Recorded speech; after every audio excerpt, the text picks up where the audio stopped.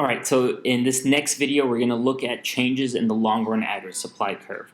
Remember, what causes long-run aggregate supply curve to shift is changes in resources, changes in technology, and changes in institution.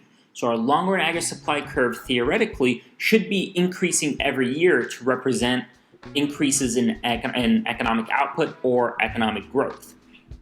So let's start with our long-run aggregate supply curve by itself, without the short-run aggregate supply curve or the aggregate demand.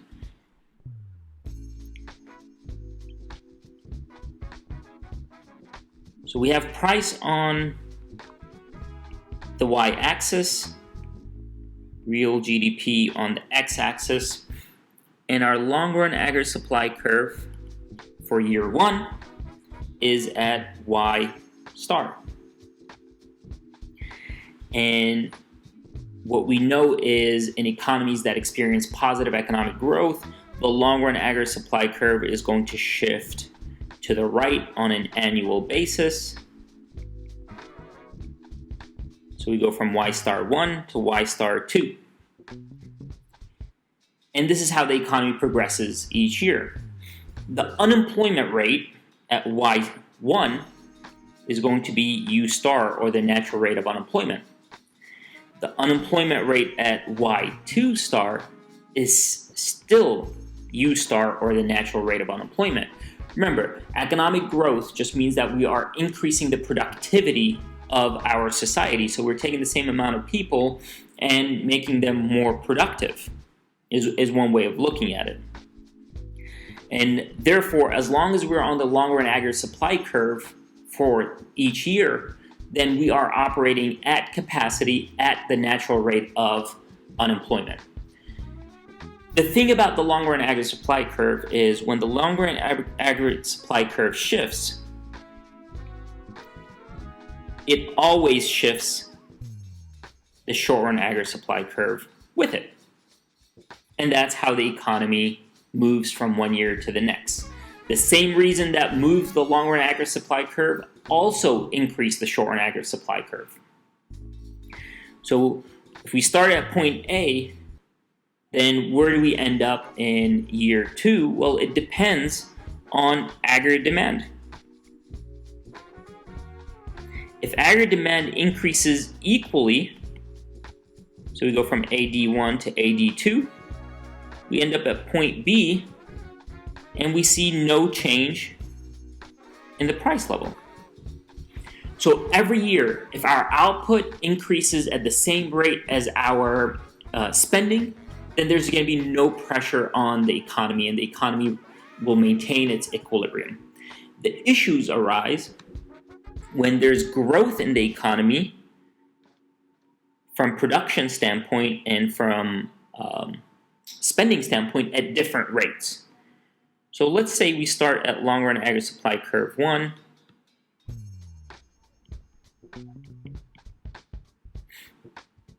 and the economy was at equilibrium.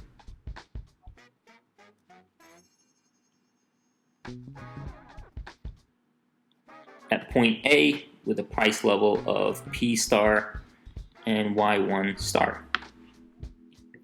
The long-run aggregate supply curve shifts to year 2 at LRAS 2,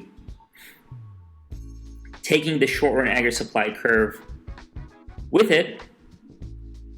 However, our spending in the economy, our aggregate demand curve, does not increase at the same rate.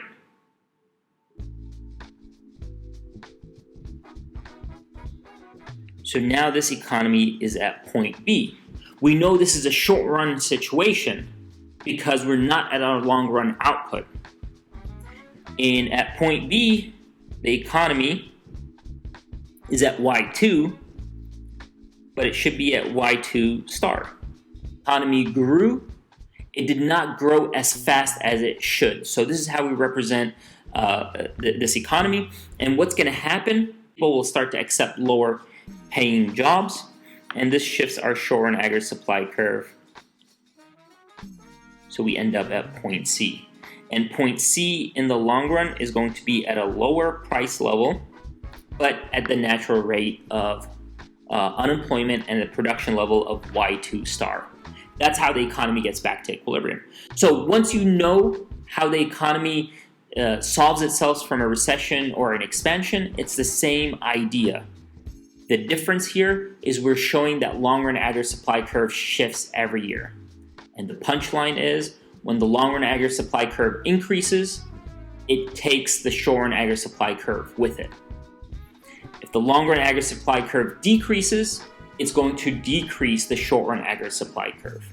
The thing that you need to know is what causes long-run aggregate supply curve to shift and what causes short-run aggregate supply curve to shift by itself. Because what shifts short-run aggregate supply curve does not necessarily shift long-run aggregate supply curve. But what shifts long-run aggregate supply will necessarily shift the short-run aggregate supply. And that's the tricky part of this analysis. So with that said, we've looked at all the shift factors. You should be able to take a situation that happens in the economy, for instance, a decrease in investment confidence or investor confidence, and model it and tell me what happens in the economy in the short run or in the long run.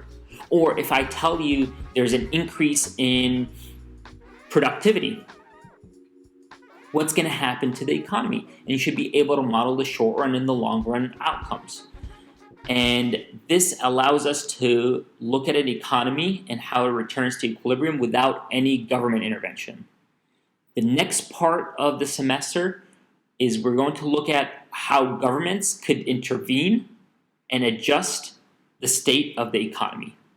Specifically, what are the policy tools that are available to the government to expedite this process? So whenever we're in a recession or an expansion, what can the government do to get us back to equilibrium quicker? That's it. See you next class.